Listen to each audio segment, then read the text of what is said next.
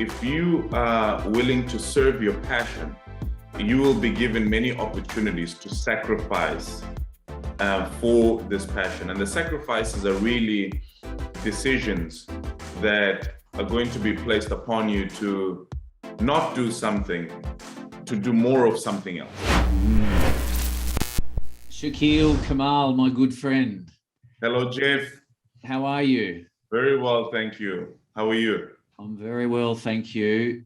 Thank you so much for your time today, mate. It is an absolute pleasure to have you here on the first episode of my podcast. We've come to know each other fairly well over the last year. We've through work, we met through a colleague, and we've done a sizable transaction together, which we've got to know each other in detail, which was an absolute pleasure.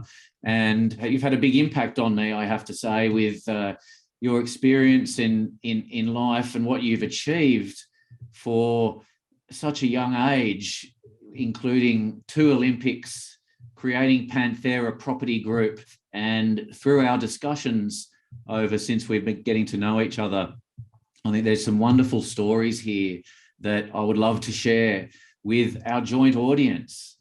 And I'd like to start with where you grew up and your childhood and how that led you into the Olympics. Yeah, okay. So I'm born in Swaziland, which is a very small country with about 1 million people in between South Africa and Mozambique. My family actually, was based in Mozambique. We moved to Swaziland for us to grow up because there was more peace in Swaziland. Mozambique was going through a major civil war, and it wasn't a safe place to be born in. And we're lucky enough that we had some land in Swaziland that we could go to and start our lives there. And my mother went there. She was a single mother at the time when we went to start our lives in Swaziland. It was a very interesting place, very unique to everywhere I've ever lived. And that's, a very interesting experience to have, where most of your life you've lived in a very different place you're born in.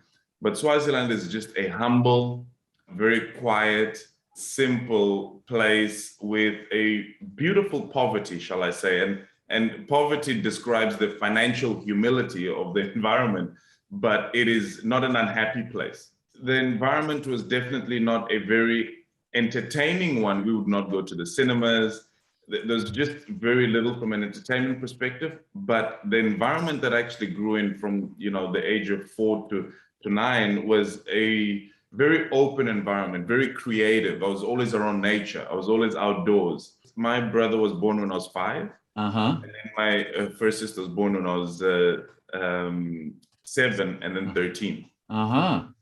So, but it was quite independent, and a lot of the time we spent, I spent sort of playing on my own, and I would find friends wherever I could, and just, start a playing friendship very quickly. Were you an athletic individual at that age? Yeah, you could say definitely. A very outdoors, and bicycles and jumping and running and always exerting a lot of energy. That was a big part of my character. When did you realize that you were a swimmer? I actually, in Swaziland, we'd go to hotels to hang out and swim because there were no other swimming pools. There actually weren't really, any Olympic-sized swimming pools in Swaziland. I would just play all day in the pool with my floaties and have fun. Yeah. And I just enjoyed being in the water, but it wasn't swimming per se. I wasn't training or doing laps or anything like that. It was only later when I was 12 years old that swimming became serious. How did that come about? It was really energy management and an opportunity to do something new, because we're in a very scarce environment from a point of view of activities. My mother at the time came up with the plan of us joining this marine club, and you pay a membership, and it's a sort of a boat club with a 25-meter pool. And by joining that, we naturally had the opportunity to start swimming lessons. I was obsessed in being a soccer player. I actually, wasn't really into swimming. To give you an idea of where I really decided that I wanted to be an athlete was when I watched the 98 World Cup, and I watched all these athletes in stadiums and winning. And the Brazil team was something, a team that, really made me very passionate about sports and and achieving. Yes. So I wanted to be a football player, and I really, going back to one of the questions you really mentioned, which was visualization. When I was in Swaziland, before I get to swimming, I would really spend a lot of time visualizing myself playing football in a stadium while I was in a gravel backyard kicking a basketball onto a wall. Just for you to understand how I overlaid through imagination a totally different experience to my reality at a very young age for my own entertainment's sake. Did you understand at that time what you were actually doing by default with visualization? I didn't understand its power, no, but I think a lot of children do this. I mean, I can see my son today practice it. It's like having an imaginary friend. Kids use their imagination as a tool for playing a lot. Yes. And it's quite entertaining to use it if you do it well. But I didn't understand its power. I just used it to, in fact, amplify my experience. Yes. Of playing and enjoying and being in an environment that wasn't actually feeding you the entire experience, and you'd have to create more out of it. At what point was it that it was, okay, swimming is my sport and I'm going to go to the Olympics and this is my mission? Sure. I had this passion for football, but the passion didn't quite lead me down a journey that showed me exactly, or that I could visualize, manifest the type of experience I was hoping to enjoy out of being an athlete, which was to achieve the big stage and get to a big stage and be really good at it. And to be honest with you, I felt like being famous and being very successful. That was actually, I wanted to be a champion. That was really what I wanted as a kid. And I couldn't see any of my opportunities when I was 12 give me that, even though I'd spent the last 4 years dreaming and being so in love with football. So when I swam and I actually won my first race and qualified, I felt that little bit of joy for winning and being a champion. And that's where the momentum started. I actually got it from experience of having started swimming, and I started very late. Most of the 12-year-olds that were good in the country, I'd been swimming for 6 years at least, and I was starting swimming. So I had a long way to go until I could actually become a national champion or be at that level in my own country. The only little race that I won was the qualification race to actually compete with everybody else. So it wasn't really a race to count for anything other than a qualification. I bet you can remember that feeling at that time of like, I've got something here and this is my focus. Well, I won that feeling that eventually created a flame that, and then I started to meet people that had gone to an Olympics and talked about the experiences. They were champions. And that started to craft my journey, and I started to visualize a lot in a lot more detail and be in an environment that could take me to actually believing that I could get to an Olympic Games. Yeah, it's just such a brilliant story, and we've spoken a bit about various things, and you had a key moment in your childhood. Yes. Where you met someone, a very famous individual on the planet today.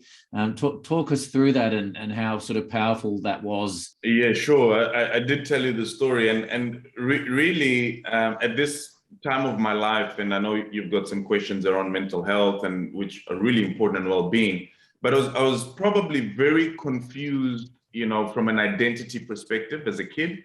And becoming a teenager, there were a lot of questions that I potentially didn't quite appreciate the answers for. And as a result, probably made me feel quite depressed from an identity perspective and how I saw myself.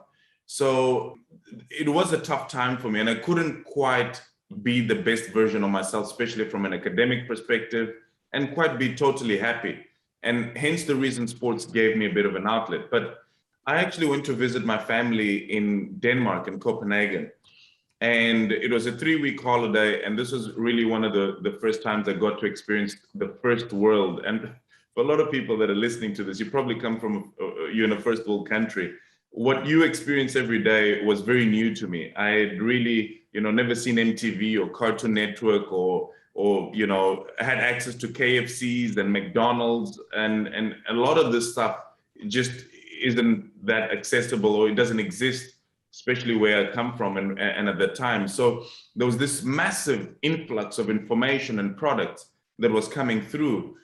One interesting thing is I was there with family that understood that about me, but they wanted to really care for the information that I'd received. So they gifted me a VHS documentary and actually a recorded CD. There was a copy at the time of Will Smith, the Big Willie style CD.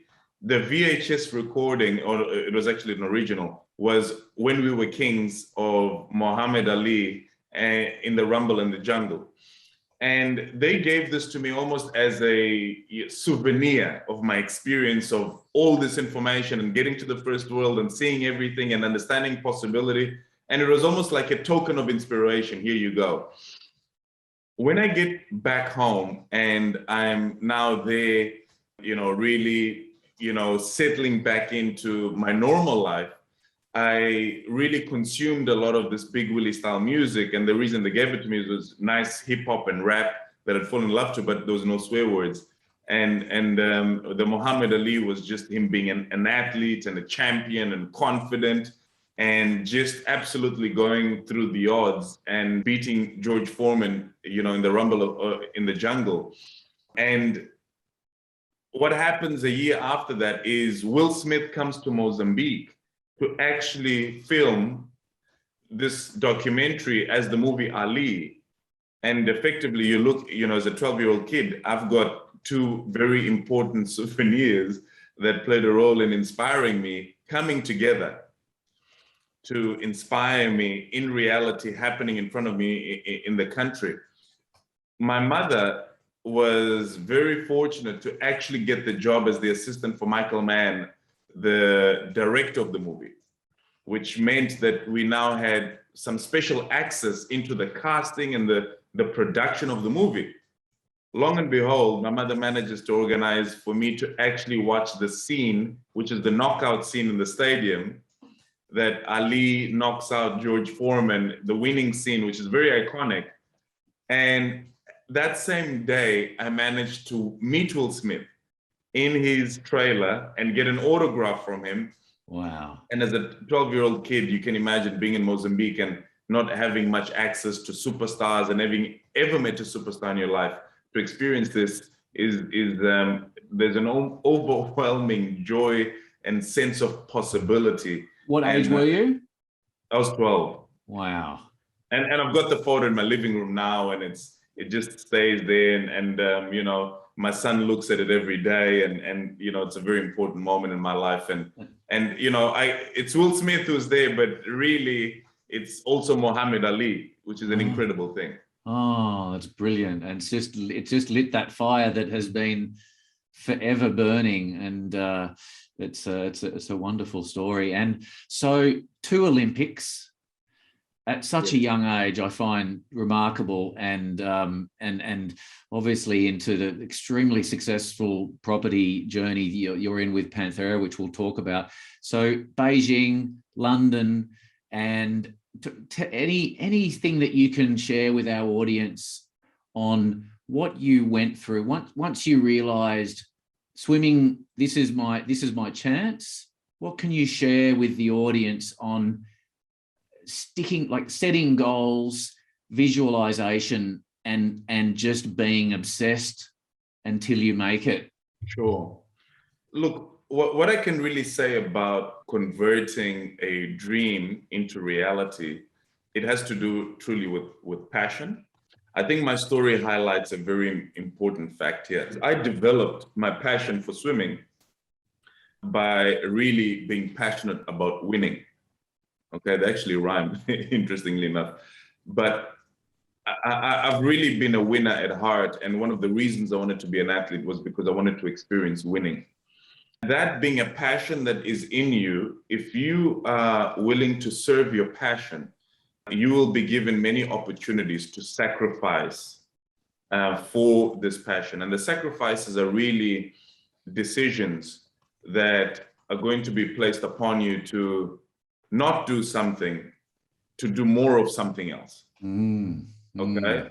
And those decisions exist every single day. Okay. And being and clarity, and it's interesting, isn't it, when you, it's why I was so interested to talk to you and share with the audience the things that we talk about, and it's, you know, clarity. And with Olympians, it's right, this is my event, I am just going to get fantastic, the best I possibly can at this event. I'm going to have coaches for many different parts of the event. I'm going to just have absolute clarity. And the same applies really in life, isn't it? It's setting your goal, and it's setting the actions that you need to partake every day to get there, and being obsessed. And you know, it starts with that clarity of focus. Absolutely. And so a long period of time. So 2 Olympics, that's, you know, 8 years. Yeah. And then so 12 to 16. From 12, it was really 6 years of a journey to get to Beijing, which is very short, by the way. Yes. You know, it's a long time, but it's short. But I had to actually leave home and go to Cape Town, which is a big part of this journey. And I lived in South Africa for 4 years, having left home. That's one of the biggest sacrifices I made that actually got me to the Olympics, was leaving my family. Yes. Well, it's that's made a massive sacrifice, and as you said before, it's you know, it's about making decisions, isn't it? And absolutely, if you really want something, there's you know, there's the path that you need to take, and it's a massive sacrifice. And what a wonderful journey it has been for you. And we're going to I'm really keen to get into how you've brought that, you know, tenacity and that experience into your professional life. Yeah. And we're going to have a little bit of a break, and then we're going to come back and get into a bit of Panthera world and retail, and your experiences, you know, in the professional world. Sounds good. Welcome back, Chakyl. Thank you, Jeff. We had a brilliant chat about your amazing upbringing in Swaziland and Mozambique, and the moments that took you into becoming, you know, a world-class athlete, Olympic swimmer, Beijing, London.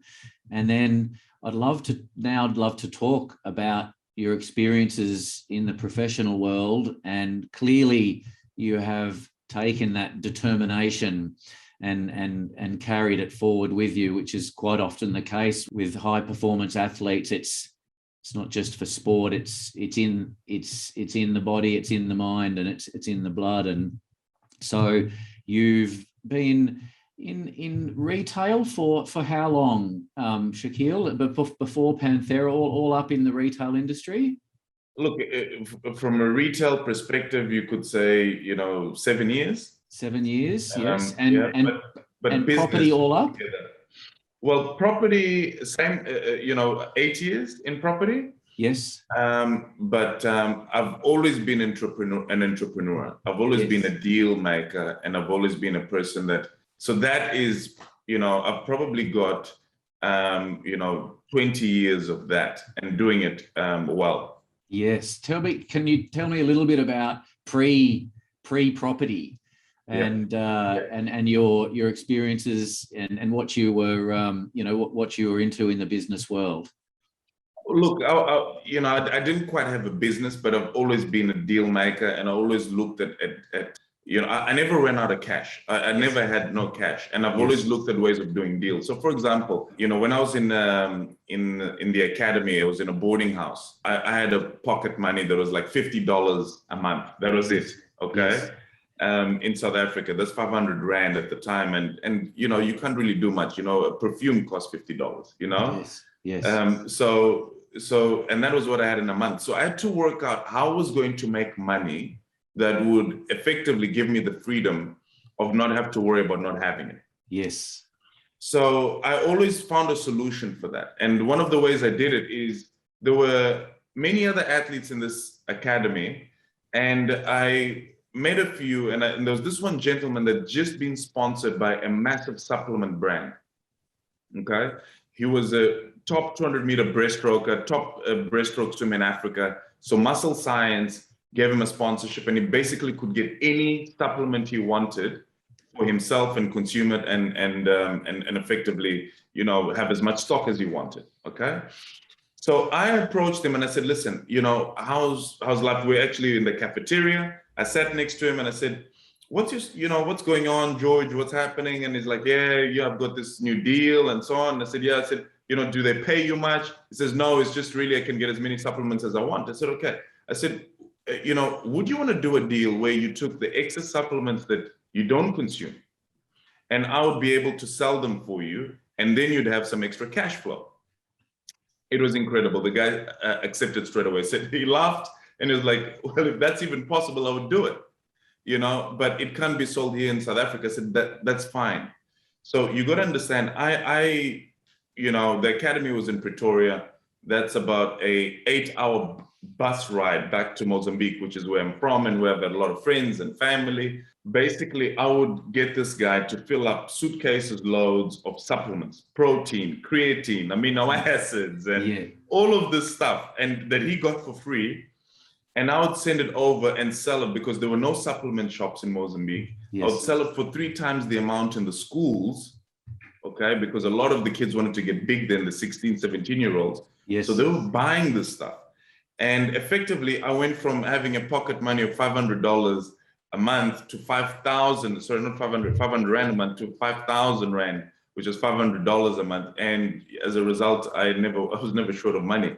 And I didn't have to do much really. I just had to get this guy to fill up the suitcases, and I'd have a guy collecting the stuff. I would get the bus to Mozambique every month. So I knew the bus manager. I would give him the supplements, and it's a little sort of smuggling stuff, but nothing illegal and really exciting. If you think about it, being 15 years old and doing this and being able to make more money than your parents would make is an incredible thing. And so I always had stuff like this, and I would sell suits. In the swimming days, those suits were very expensive. Yes. They were like $1,000 a piece. Yes. So the guys that would get from other countries that would get extra suits, I'd buy them instead of for $1,000, I'd buy it for $300, and then I'd sell it for $1,500 where people couldn't get them. So I always traded. Yes. I was always a trader, and I always looked at a way of how I could make some money, Jeff. So to be honest with you, this trait was always within me and a big part of how I become a businessman today.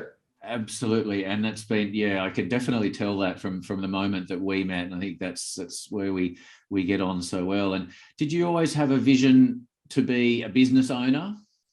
I did. I've always wanted to be I would call it a businessman. Yeah. I considered, business, I've always wanted to hold multiple businesses. Yes. And as a kid, I always saw that in me, and I always wanted the freedom that came of being able to have enough money, not just to live, but to be able to do and make an impact around you and impact other people's lives and invest in things that you don't quite need, but others will need. Yes. And that was the type of affluence or impact and influence that I always aspired for myself. And I knew that sports was probably never going to be able to do that for me. So I always had this knowledge that there was something for me beyond being an athlete.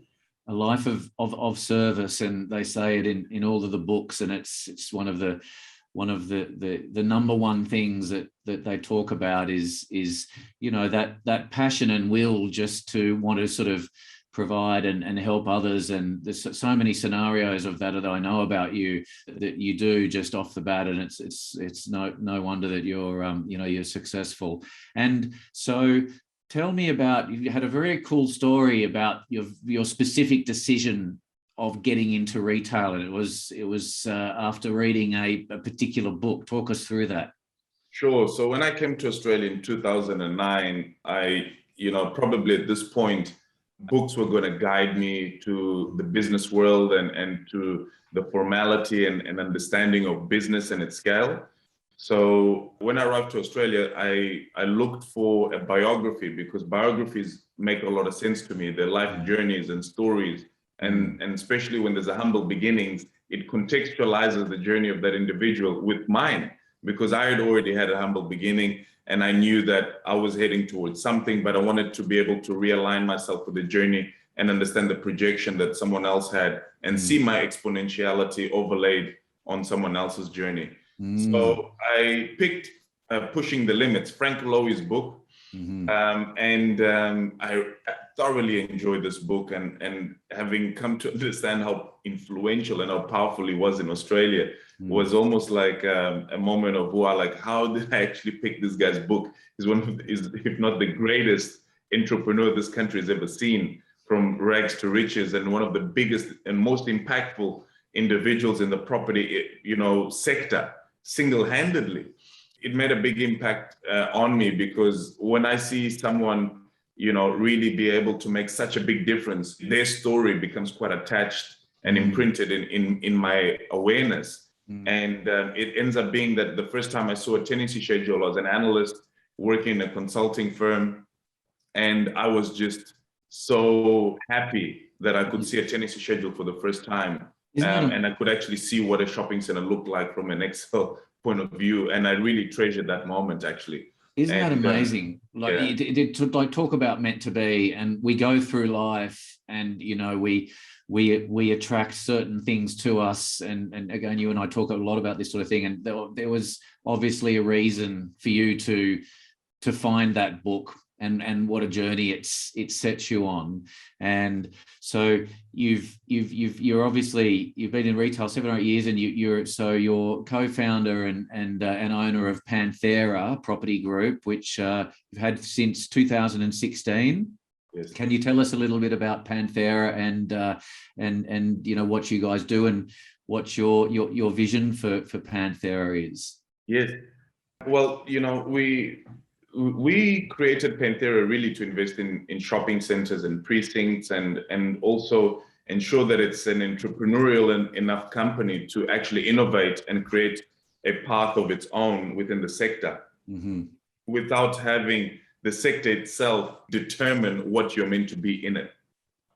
So we've been able to have various partners and investors come in the journey with us and bring capital to the table, which has been very, very important for us to actually get deals done. And we've bought some shopping centers, we've turned them around, we've done some incredible work with retailers and remixing shopping centers. And effectively that takes a shopping center that is, what's called in the industry unloved or, unappreciated. And it appreciates the shopping center, excuse the pun, and it becomes a lot more valuable. And shopping centers in this country are an annuity asset class. So it's owned by sovereign superannuation funds, and which is a sovereign pension fund industry. And as a result, there's a lot of demand for it, for its consistency and its constant cash flow. So there's always, an appreciation factor and a demand factor for these assets. And as a result, we saw a great opportunity to turn shopping centers around and make them more desirable by passive investors. And that's really a good business model. But we've also pivoted. We've also looked at technology on how to improve how shopping centers function and make them more omni-channel active, which is the new form of retail in the future, overlaying physical, trading retail and bricks and mortar with digital trading retail, which is customer engagement, marketing, and different types of systems that we work in-house. And really, that's where Panthera is at the moment. And we do funds management now, so we raise capital from investors, and we look at a variety of deals. But we now know that the shopping center of the future is very likely a stratum convenience shopping center underneath a mixed-use building. So we've expanded our skills to be able to deliver mixed-use assets, which means building apartments or a hotel or an office building, and have a retail precinct underneath. And you say, so when we've spoken a bit about these partnerships, and you just mentioned that their partnerships have been a key role, has played a key role in the growth and the success of Panthera, and you're a big fan of getting the right skill sets together for the greater good. And it's a great topic, isn't it? Because you have this school of thought of, look, I don't want to do a partnership. I'll do it all on my own. And I've always been of the mind, in my role in working in the commercial industry, if somebody brings something to me that I don't know a lot about, but I have certain influence there, then I'll just bring somebody else in that knows all about it. We split the fee, and I spend less time and energy on what I don't know and more time and energy on what I do know, everyone's happy. And it's just that constant sort of flow of good energy, and which yeah, and energy, correct. It's all energy, isn't it? And you and I have spoken again a lot about energy, and I have. What if I was to say go with the flow? What does that mean to you in life and in business? And in business, go with the flow means understand where you are. Yep. Understand the environment you're in, understand the people you're with, and understand that the time is playing a role in the formation of reality. And go with the flow that moves time, converting where you are now into the reality that's coming. Allow time to do its thing. Let's go with the flow. Time has its role to play. You can't get everything now just because you want it now. Yes. Time, is a constant. It never stops. It will always. So you have to go with time itself. Yes. And it's understanding what you can do now that will appreciate and move with time to get you to where you want to be. So you want to understand what you can do right now, rather than trying to get everything now. Yeah, 100%. And you're a deeply spiritual person, as am I, and talk a lot about energy, etc. How do you bring that into business? Look, in the end of the day, spirituality is it's energy. It's the understanding of your own energy and your own frequency and the frequency of others. People around you will understand the type of energy you have, and you need to understand theirs. And I think the simplest form of the description of spirituality is being able to respect the energy of others and allowing others to respect yours. And once that happens, there's a harmony. Yes. That harmony is effectively all the energies coming together and creating a beautiful momentum, which is then inside an organization. And as a leader, you want to try and protect that harmony and ensure that cumulative energy is serving the purpose of the organization. Yeah, it's a wonderful thing. And do you have a particular process for finding the right person? What do you look for when you're interviewing someone, and what sort of questions do you ask when you're interviewing people versus is it a gut feeling for you? Talk us through your what you do there.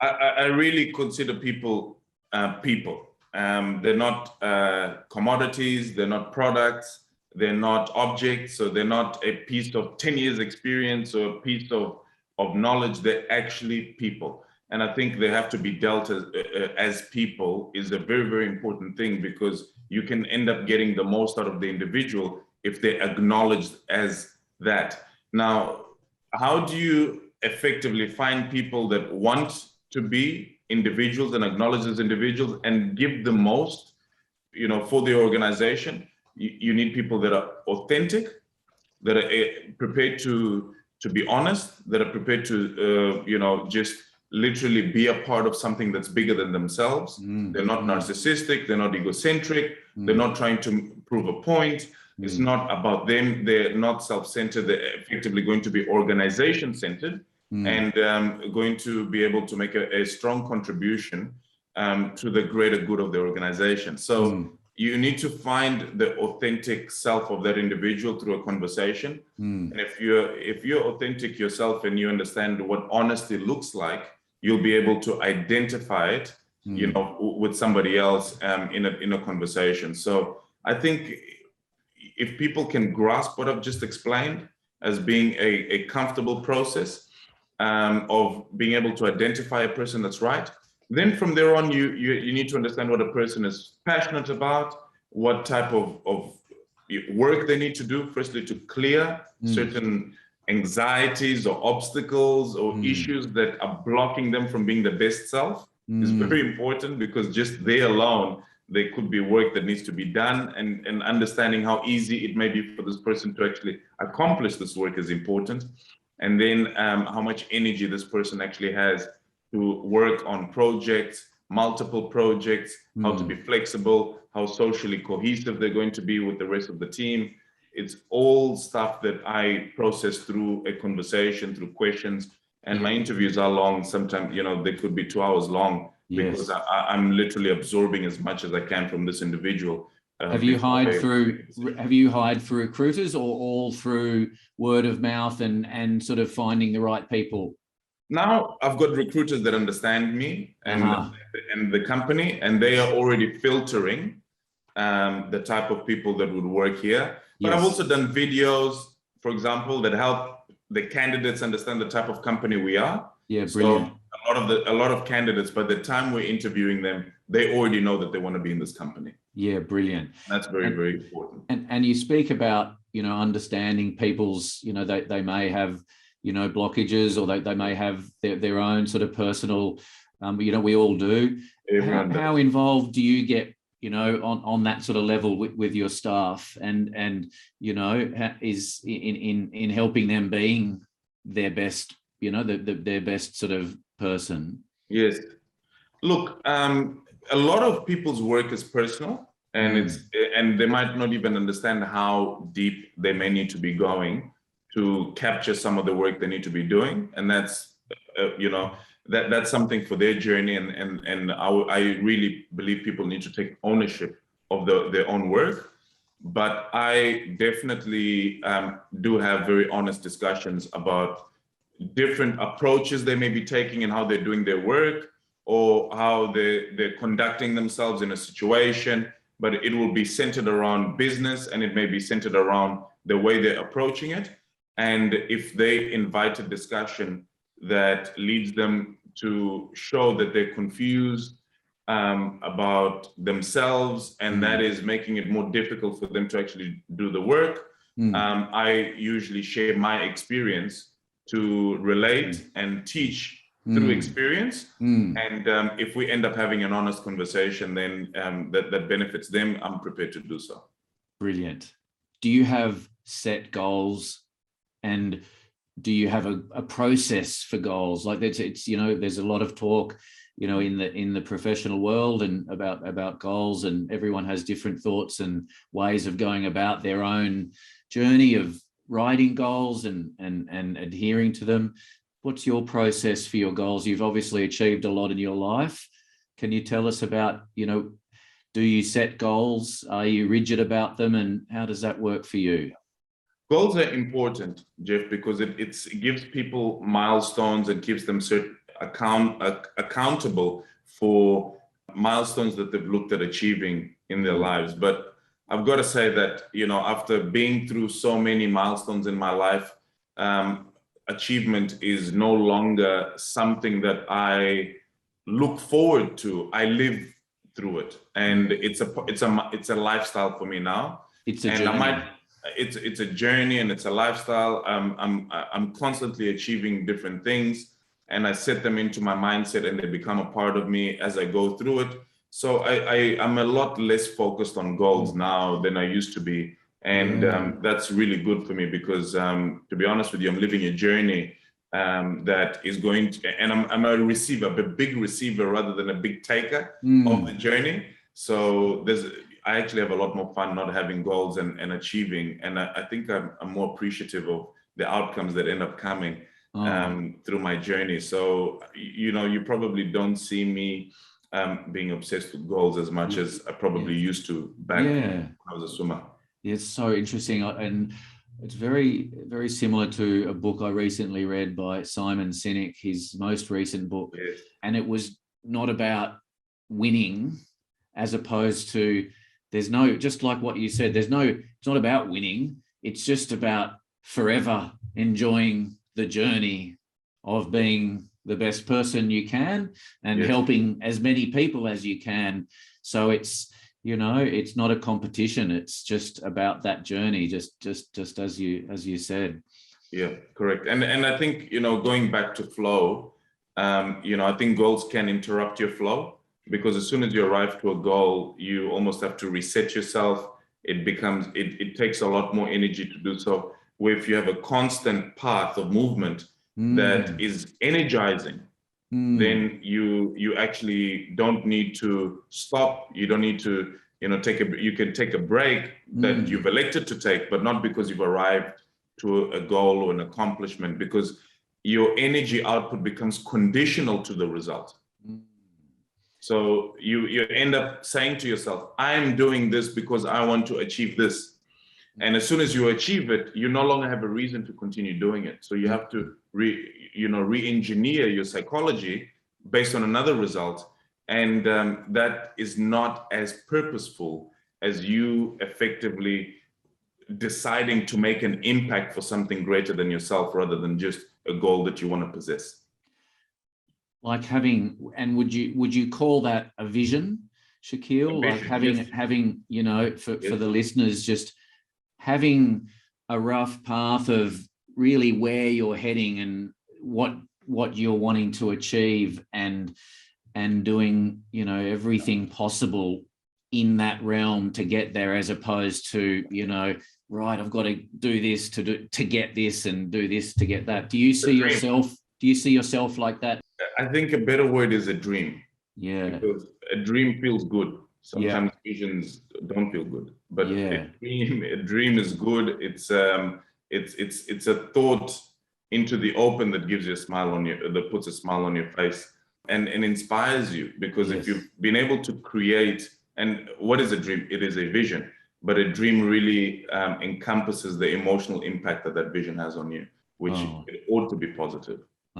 That's fantastic. That's beautiful. So we're unfortunately, and maybe there's another round in this, because I feel like we're actually only just getting warmed up. But I'm gonna finish this first round with one question. Yes. And for your 10-year-old self, what would be some advice that you could give, looking back to your 10-year-old self on what you've achieved now, and how what you thought of when you were that age? My goodness, what a great question. To be honest with you, I'd probably say don't stop having fun. I'd say that, because in my journey, there's been many moments, and look, these moments have taught me a lot as well. So I don't know, but I'll probably say that don't stop having fun, because there's a lot of times that I put so much significance on things I was looking to achieve that it almost sterilized some of the fun. It made it too serious. And it gets back to that. That's such a great answer, and I love that question. I ask different people that question, and it's you've got to love what you do, and you've got to have a lot of fun doing what you're doing. And when you find your purpose, and it's, if you take the fun out of it, you take the good energy out of it, and it's the good energy that propels you and it attracts all the wonderful things. Absolutely. Well said, Jeff. So that's it. How about you, Jeff? I would like to actually hear my answer to myself for that is, don't sweat the small stuff. Okay. So, almost similar, but, don't overthink it and don't sweat the small stuff. Don't sweat the small stuff for me. I spend a lot of time, overthinking and thinking about the small stuff and over worrying, and about always very successful in what I did, and very obsessive, but just overthink the small stuff. And great advice. Great advice. Mate, I thank you so much for your time today. Thank you for the opportunity in doing this. This is very nice of you. It's brave, and it's fantastic, and I really encourage you to do more of it. Thank you, mate. I'm going to, and you're my first episode. I'm sure there's another one in us. I feel, because there's a lot more to talk about it. I've loved getting to know you, both personally and professionally, and amazing journey ahead for Panthera. And thanks again, mate. And thank you, Jeff. We'll see you soon. See you soon. All the best.